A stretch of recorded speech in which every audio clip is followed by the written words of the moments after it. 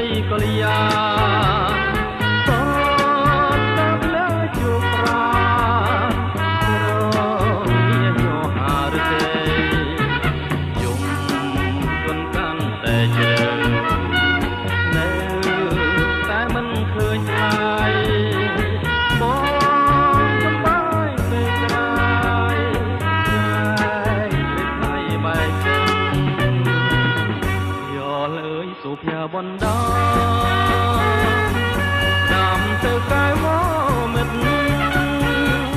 ថាខ្ញុំនៅចាំមួយជីវិតមិនប្រែចិនរេដូចចុងស្របងទ្រាំរងចាំជាងទុកអង្គចាំកំឡាយតាមយ៉ា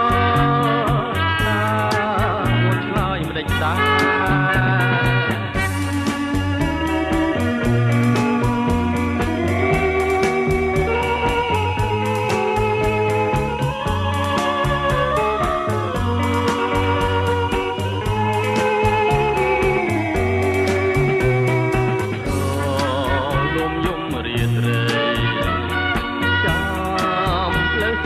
កលយាសតាមផ្លែជោប្រាយោហារទេយំគុនកាន់តែជ្រៅនៅតែមិនឃើញថ្ងៃបង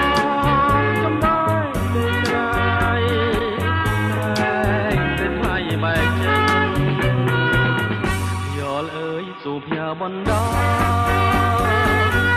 តាមទៅកែវមិត្តថាខ្ញុំនៅចាំមួយជីវិតមិនប្រែចិនរេ